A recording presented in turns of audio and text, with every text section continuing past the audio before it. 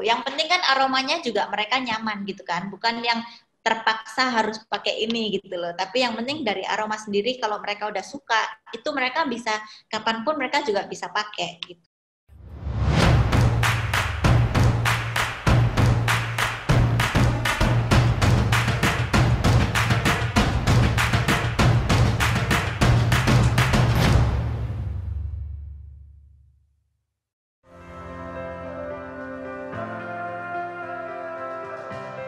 Do you know that nature has the power to transfer many senses to our body and mind? Such as warmth through our skin, bring peace of mind, or rejuvenation through aromas we inhale. So many natural ingredients the earth offers us. So many ways they can be a part of our lives. Indonesia is rich of natural resources and the people are very well knowledge of it, that it is applied into daily routine.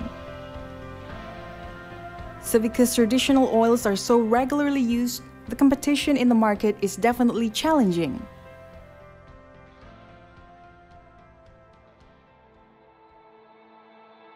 PT Surabaya Indah Permai was established since 1992 in Sidoarjo, East Java, producing traditional oils commonly used in Indonesia. In 2006, we launched the first refreshing aromatherapy oil in Indonesia with a modern look and roll-on application called SafeCare. This was a new innovation that was very well accepted by various types of consumers: men, women, regular users of medicated oils, and even those who were straying away from traditional oils. Many people love to use it for relieving headaches, blocked sinuses, itchiness from insect bites, as well as the fact that it smells good and its modern look. SafeCare is distributed all over Indonesia through our network of distributors. As we aim to be available worldwide one day, today we have partners and relations in countries such as India, Brunei, and Japan.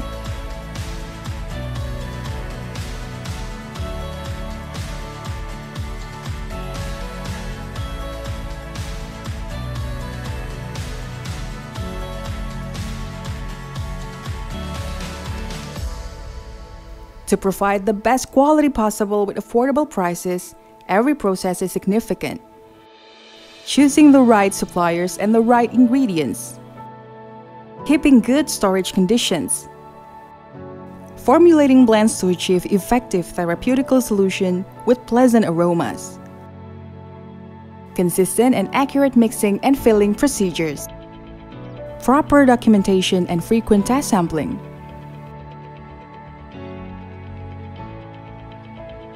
Our production and management system have achieved standards that are recognized and certified by the Indonesian National Agency of Drug and Food Control, also known as BPOM, ISO certification 9001-2008, as well as Halal certification by the Indonesian Council of Ulama.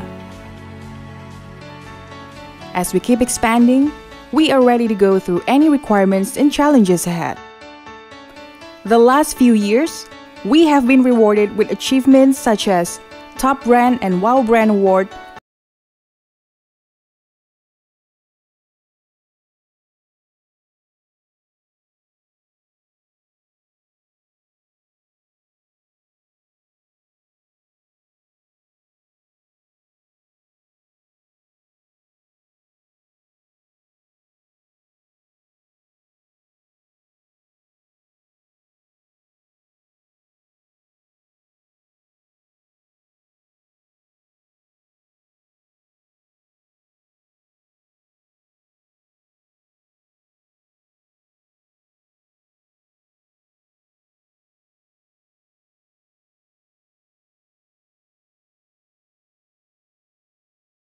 we have our bestseller refreshing oil aromatherapy,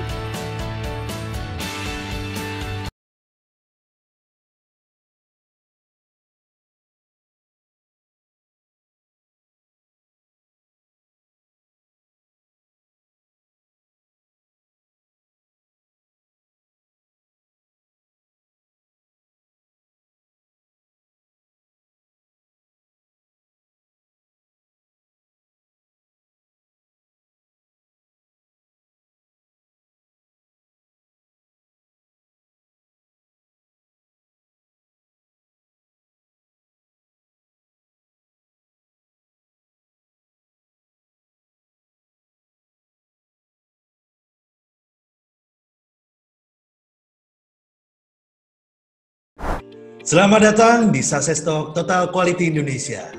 Hari ini kita kembali hadir untuk mendengarkan cerita-cerita yang menginspirasi dari sesosok pemimpin wanita yang sudah sangat berpengalaman. Tapi sebelum kita mendengarkan sharingnya, jangan lupa terus ikuti sosial media kami di Instagram @totalquality.id. Dan bagi yang belum subscribe, silakan subscribe channel YouTube kami di Total Quality Indonesia. Dan juga jangan lupa like, komen, dan share video-video yang sangat positif dari kami. Nah, mungkin teman-teman sudah banyak yang tahu minyak angin aromaterapi pertama yang ada di Indonesia, yang juga sudah terkenal di dalam dan juga di luar negeri.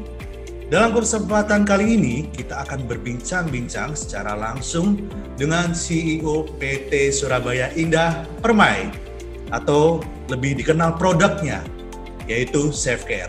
Langsung saja kita sapa Ibu Trijayanti Darmaji.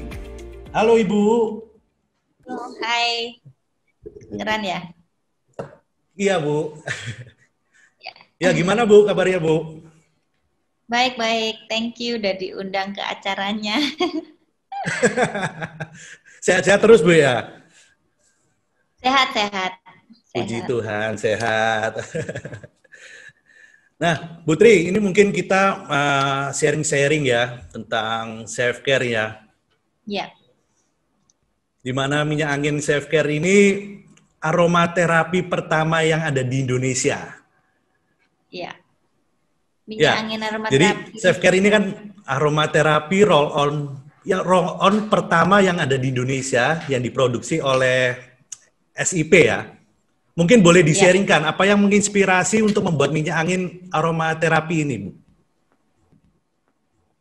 Ya, jadi waktu awal 2000-an, tahun 2000-an, itu ini kan kita juga background PT SIP ini kan juga family business kan, yang tadinya memang dari orang tua sendiri yang manage waktu itu. Bapak saya sendiri waktu itu merasa minyak tradisional di Indonesia ini kan penggunanya masih banyak banget. Tapi kalau untuk di generasi yang lebih muda itu sepertinya kita udah mulai sense mereka udah agak anti untuk menggunakan minyak tradisional karena mereka merasa nggak keren lah, atau itu baunya kayak oma-oma, atau baunya kayak orang sakit, atau pokoknya nggak keren gitu kalau pakai minyak angin atau minyak kayu putih atau minyak-minyak sejenis gitu kan. Jadi idenya waktu itu kita memang dapat dari waktu kita jalan-jalan. Saya kan dulu juga sekolah di Kanada ya. Di Kanada waktu itu juga udah mulai booming trennya itu waktu itu back to nature. Jadi back to nature itu mulai kembali di pasaran.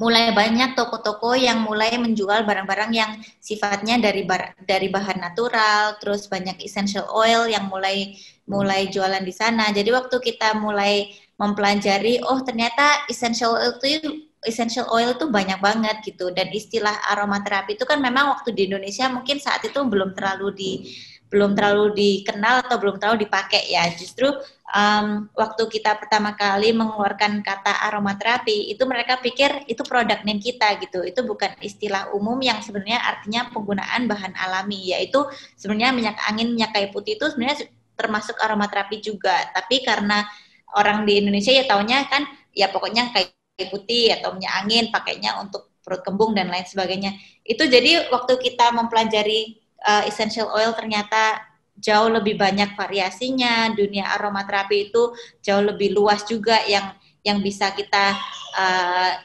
kita bisa eksperimen dan kita bisa jangkau, kita bisa membuat varian lebih banyak lagi dengan konsep aromaterapi. Akhirnya kita merasa kalau kita terapkan aromaterapi di Indonesia nih, itu kita bisa membawa yang tadinya kebiasaan dari leluhur kita, penggunaan minyak-minyakan itu bisa kita perkenalkan dengan cara lebih modern ke anak muda gitu. Jadi kita bisa turun-menurunkan tapi dengan menginovasi dia lebih keren dan lebih modern supaya ya anak-anak muda ini mau untuk mulai pakai lagi dan bisa dijadikan suatu lifestyle juga lagi di Indonesia yang akhirnya nanti bisa nggak hilang gitu loh. Itu tapi sih untuk awalnya sendiri emang minyak angin ya Bu?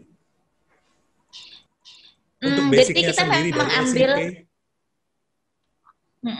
iya, jadi yang pertama kali kita memang keluarkan itu minyak angin aromaterapi. Jadi minyak yang tadinya minyak angin yang memang fungsinya untuk orang tahu minyak angin itu untuk apa ya, untuk sakit kepala, untuk pusing, hidung tersumbat, itu memang kita mau keep efek dari produk itu, tetapi kita mau memberikan aroma yang lebih modern. Karena sebenarnya masalahnya itu kalau orang yang pakai minyak angin kan memang karena itu kebutuhan gitu. Maksudnya saat saya butuh saya baru pakai gitu kan. Tapi sekarang ini kan lifestyle-nya generasi yang baru ini kan udah beda dari yang lama gitu. Kalau mereka lifestyle-nya lebih mobile, mereka lebih banyak di tempat umum atau mereka lebih banyak traveling, ya itu pasti mereka mau pakai sesuatu yang mereka nggak akan malu pakai dimanapun gitu kan. Dan juga Dan nyaman.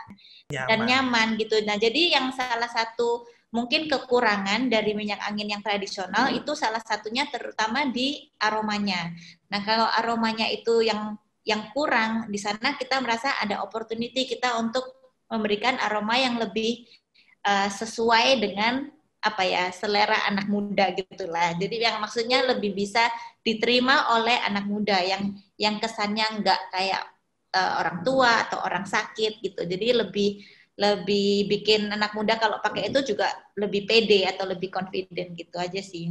Nah, jadi di sanalah kita pertama kali idenya untuk bikin minyak angin aromaterapi dan dalam bentuknya yang roll on itu supaya ya maksudnya beda dari tampilan yang tradisional kan, yang harus kayak dituang dulu lah terus pakai gini, itu kan maksudnya kayak kesannya kuno banget gitu. Jadi kalau pakai roll on kan nggak usah apply di tangan tapi langsung kayak massage di leher kayak atau apply di mana yang memang dibutuhkan gitu. Nah, kita dengan adanya kita tambahin essential oil itu juga menambah fungsi terapinya, nggak hanya untuk yang tadinya kalau pusing sakit kepala, tapi efek aromaterapi itu kan juga ternyata lebih luas lagi gitu, bisa yang sebagai stress relief, bisa menenangkan, terus misalnya yang kurang tidur dia juga atau yang lagi suntuk atau apa itu bisa memberikan efek refreshing seperti itu. Tapi kan sebelumnya untuk minyak angin sendiri nggak ada yang roll on. Nah, roll on ini kan pertama kali kan dari self care ini ya, menciptakan roll on-nya ini. Nah, bagaimana Bu Tri ini bisa menginspirasi adanya roll on ini? Iya, jadi balik lagi memang kita waktu itu di luar negeri itu banyak banget produk yang cukup banyak variasinya ya. Jadi kita memang dapat inspirasi juga saat kita traveling, saat kita apa, kadang-kadang kita lihat-lihat ke shop ini, shop itu, shop ini, dan kita lihat ada satu yang pakai roll on, kita merasa oh ini praktis banget gitu loh penggunaan roll on ini dan kayaknya cocok banget juga dalam penggunaan aromaterapi gitu. Jadi dan belum ada di Indonesia gitu kan. Jadi kita merasa oke, ini keren banget, kita bisa keluarkan produk yang baru, inovasi baru ini dengan konsep dan packaging baru ini gitu. Karena kita sempat lihat di luar negeri itu penggunaannya mungkin ya ada yang memang juga aromaterapi khusus pakai itu. Ada juga yang waktu itu kalau nggak salah untuk dia memang taruh khusus kayak untuk ini kayak semacam inhaler, tapi inhalernya itu akhirnya dibentuk sebagai roll on, karena inhaler pun waktu itu kalau ada yang ngajarin aromaterapi itu dia malah agak kurang setuju dengan penggunaan inhaler, karena inhaler itu kan yang kayak deket banget ke nostril kita gitu kan, dan di nostril kita itu sebenarnya ada nerve yang cukup sensitif gitu. Jadi kalau kita masukkan inhaler itu yang cukup yang mungkin bahannya cukup strong, malah itu kayaknya buat mereka nggak terlalu direkomend gitu loh. Jadi kenapa mereka akhirnya beralih ke roll on, karena mereka merasa itu lebih safe penggunaannya daripada yang inhaler itu. Oh begitu. Terus Bu Tri, untuk perkembangannya sampai saat ini Bu Tri, tadi kan sempat menyinggung tentang lifestyle-nya juga ya. Yang kita lihat aromaterapi ini kan menjadi lifestyle yang banyak diminati. Apakah benar dapat menjadi salah satu alternatif pengobatan alami atau bisa menjadi sebagai lifestyle musiman? Oh gitu. Jadi gini, kalau aromaterapi ini sebenarnya udah dari dulu banget ya. Maksudnya kita nggak cuma ngomong yang safe care produk aja, tapi penggunaan aromaterapi itu udah kayak kita ngomong di Indonesia aja gitu. Kalau orang udah terbiasa pakai, especially mungkin orang tua yang udah biasa pakai satu produk, biasanya produk itu ya akan dibawa kemanapun gitu kan. Karena dia merasa ada ini itu nyaman dan saat dia butuh dia ada gitu. Nah jadi ini bisa jadi habit juga untuk generasi berikutnya, nggak hanya orang tua gitu. Tapi saat generasi muda pun merasakan benefit dari produk tersebut, misalnya kita ngomong minyak angin kita ya, dia merasa oh saat traveling saya harus bawa nih, soalnya especially kalau misalnya mungkin lagi hiking atau trekking itu banyak mosquito atau apa nyamuk gitu, dan salah satu efeknya bisa untuk membantu menghilangin rasa gatal. Itu kan akhirnya saya merasa juga, maksudnya nggak ngomong orang lain ya, saya sendiri pun juga seperti itu gitu. Saya sendiri pengguna ini, saya bawa kemana-mana karena saya sendiri yang paling terganggu kalau kita lagi kayak ke tempat kafe atau apa yang udah senang-senang tapi gigitin nyamuk gitu kan. Jadi kayak ini yang harus dibawa kemana-mana karena saat kita pakai ini akan ya mengurangi rasa gatalnya itu, yang akhirnya bikin suasana enak jadi nggak enak itu kan kayak gimana gitu kan. Jadi ya udah mendingan bawa aja buat siap-siap, buat jaga-jaga gitu. Apalagi sekarang udah punya anak gitu kan, udah punya anak kita juga nggak mau dia kayak pulang bentol-bentol apa gigitin nyamuk. Jadi kemanapun kita juga pasti bawain yang telon kita yang ada efek anti nyamuknya. Jadi ya hal-hal seperti itu memang udah jadi kebiasaan gitu, karena kita merasa oh kita tahu kebutuhannya, dan kita tahu efeknya itu apa, ini bisa buat jaga-jaga kalau ini buat jaga-jaga kalau ini gitu. Jadi kalau kita udah tahu itu, pasti kita lebih nyaman, kita merasa lebih aman kalau kita juga kemanapun kita bawa, daripada praktis, memang ya? nanti di sananya, iya daripada nanti di sananya susah, mendingan kita bawa dari rumah gitu kan. Jadi saya rasa kalau hanya untuk tren sementara sih saya rasa nggak juga, karena ini bisa menjadi solusi yang dihadapin orang kayak problem sehari-hari gitu. Jadi kayak solusi terhadap discomfort yang bisa dialamin banyak sekali orang, nggak cuma sementara doang gitu. Kayak orang yang stres juga kapanpun bisa sampai ke depannya juga bisa ada aja yang stres gitu kan. Nyamuk juga kayaknya nggak bakalan hilang dalam waktu deket gitu, kayak anytime kemanapun juga ada aja yang bisa ngalamin kayak gigitan nyamuk gitu kan. Atau yang kayak mungkin kalau pusing atau hidung tersumbat itu mungkin saat orang membutuhkan gitu. Tapi kan ada juga yang teman-teman yang testimoni ke saya gitu, meskipun dia awalnya pakai mungkin karena bantu sakit kepalanya gitu, tapi karena dia merasa itu nyaman, akhirnya dikit-dikit dia cium. Apalagi sekarang ada pandemi gini kan orang parno juga kan, kadang-kadang kalau misalnya hidung tersumbat dikit aja mereka udah langsung parno gitu. Jadi bawa kayu putih kita atau bawa minyak angin kita diolesin ke masker itu. Nah, kalau ke masker itu mungkin bisa aja saat pandemi ini gitu, karena masker ini kita juga nggak tahu sampai kapan kita akan harus menggunakan masker gitu kan kemanapun. Tapi dengan adanya pandemi ini yang udah jadi new normal pakai masker ya, ini pun jadi suplemen untuk membantu supaya penggunaan masker itu nggak yang bikin apa ya kayak sumpek gitu kan, pakai masker kayak malah nafasnya kurang enak atau gimana. Tapi ini bisa jadi suplemen yang membantu supaya minimal membantu memberi kelegaan sedikit itulah saat memang harus pakai masker seperti itu. Apalagi ada tambahan ya, diharapkan aromaterapinya ya. Iya gitu. Yang penting kan aromanya juga mereka nyaman gitu kan, bukan yang terpaksa harus pakai ini gitu loh. Tapi yang penting dari aroma sendiri, kalau mereka udah suka, itu mereka bisa kapanpun mereka juga bisa pakai gitu. Kadang saya itu kalau misalnya ada orang yang pakai minyak angin yang jadul-jadul itu loh Bu, itu kayak merasa terganggu. Baunya kan sangat pekat sekali sih. Iya. Nah itu disitulah yang kita merasa itu ada kesempatan buat kita gitu, karena kita merasa oke, yang bukan yang jadul lah ya, mungkin yang minyak angin sebelumnya itu ada kelebihan, ada marketnya sendiri yang memang mungkin mereka udah cocok dan mereka sulit untuk di switch ke produk baru. Tapi banyak sekali yang juga merasa dengan menggunakan produk baru ini nggak mengurangi efek yang sebelumnya mereka cari, tapi malah menambah benefitnya, yaitu ya di aromanya lebih oke, lebih nggak malu-maluin kayak gitunya. Jadi ya itu yang kita harap sih dari customer kita. Berarti untuk marketnya itu lebih ke anak muda, Ibu. Apa betul seperti itu, Bu? Tadi di mana anak Ya, muda kan lebih suka yang lebih wangi ya. Pastinya anak muda, karena anak muda itu yang udah bener-bener lumayan cukup dibilang, enggak, aku nggak pakai minyak itu, tiap kali tawarin, ini loh minyak kayu putih, enggak suka kayu putih, aku nggak pernah pakai gituan. Itu udah langsung kayak sering banget ketemu orang seperti itu di kalangan anak muda.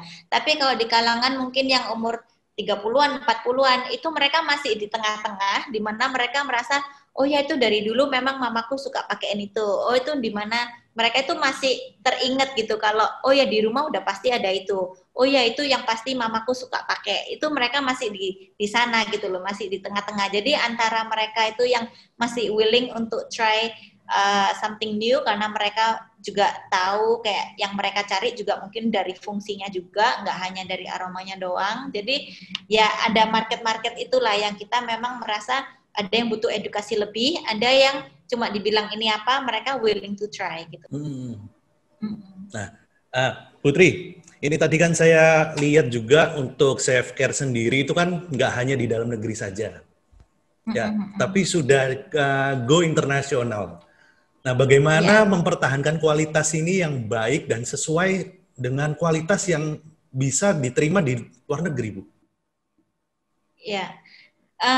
Jadi tentunya sebelum kita masuk ke satu negeri pun kan kita juga harus udah pede sendiri, udah pede dengan apa yang kita tawarkan gitu kan. Saat kita ke pameran, saat kita ketemu buyer dari luar, itu kita sendiri udah merasa oke, kita udah menuhin kira-kira requirement dari luar itu apa aja. Misalnya selain kita juga sertifikasi ISO, kita juga udah ngikutin, maksudnya izin-izin semua kita juga udah lengkapin, dokumen-dokumen kita juga sebisa mungkin apa yang mereka kira-kira akan request dari kita udah siapkan gitu. Nah itu satu. Tapi untuk mempertahankan kualitas pasti tentunya butuh QC di tempat kita yang cukup kuat gitu kan. Jadi di mana tiap pembelian bahan baku, bahan kemasan yang kita pakai untuk produksi itu sesuai dengan standar kita. Itu yang tentunya kita akan selalu jaga, karena di sana memang yang akan menjaga kualitas end produk kita gitu kan sebelum dia keluar gitu. Jadi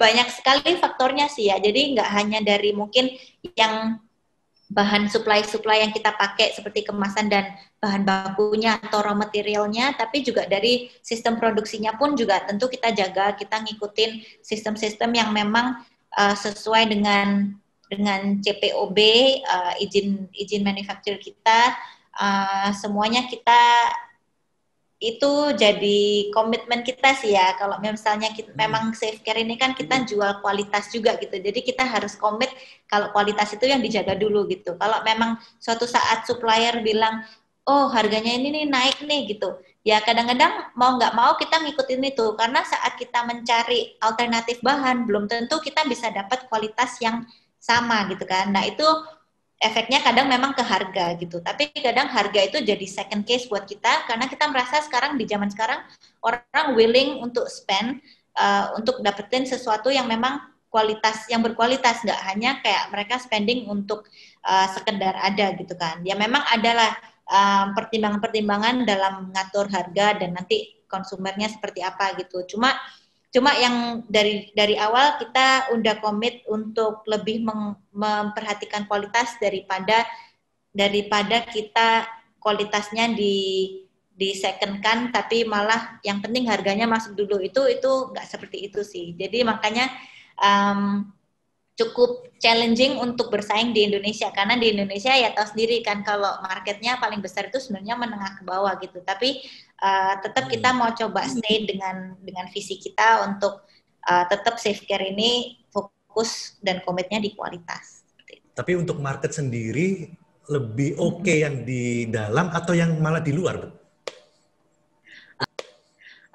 Tentu untuk yang marketnya luar sendiri? juga masih jadi PR sih buat kita, karena kita juga masih butuh waktu untuk mungkin memberikan awareness, edukasinya juga. Kita kerjasama dengan rekan-rekan kita yang di luar pun juga butuh waktu untuk bangun marketnya ya gitu. Jadi tetap jadi PR kita.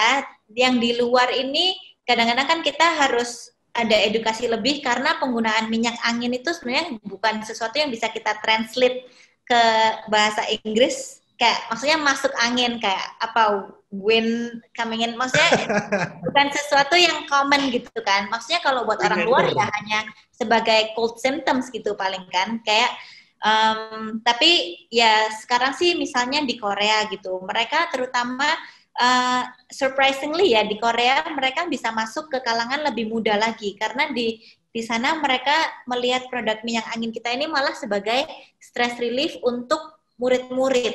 Jadi murid-murid yang di Korea yang merasa stres karena di sana pressure untuk sekolah, do well in school itu kan gede banget. Jadi partner kita yang di sana sharing gitu kayak ternyata diterima dengan baik sekali di kalangan anak-anak muda yang masih umurnya kayak 10 sampai 15 tahun, itu malah cukup banyak yang memberikan testimoni gitu. Dan itu cukup surprising buat kita karena kita sebelumnya nggak pernah fokus di target market yang semudah itu gitu kan.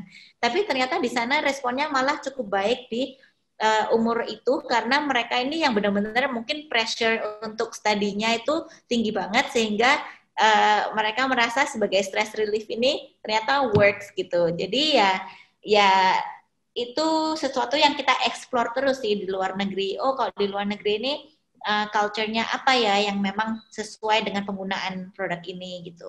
Ya seperti itulah kira-kira. Luar biasa. Nah, Putri tadi kan membahas tentang kualitasnya untuk self care, menunjukkan kualitas juga untuk harganya emang lebih mahal ya.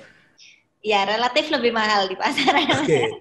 Nah, mungkin untuk membedakan produk-produk self care dibanding dengan produk lain yang sekarang kan banyak itu produk-produk lain yang sejenis ya, banyak. Apa keunggulan dari self care? Ya, jadi memang selain kita yang pertama untuk mengeluarkan yang masih nggak hilang efek dari minyak angin sendiri itu nggak akan hilang. Jadi memang untuk terapi dia membantu melegakan sakit kepala, hidung tersumbat, yang umum-umum maksudnya kebutuhan seperti itu masih harus ada dalam produk kita. Tapi dengan adanya tambahan essential oil yang memang bisa menambahkan benefit juga seperti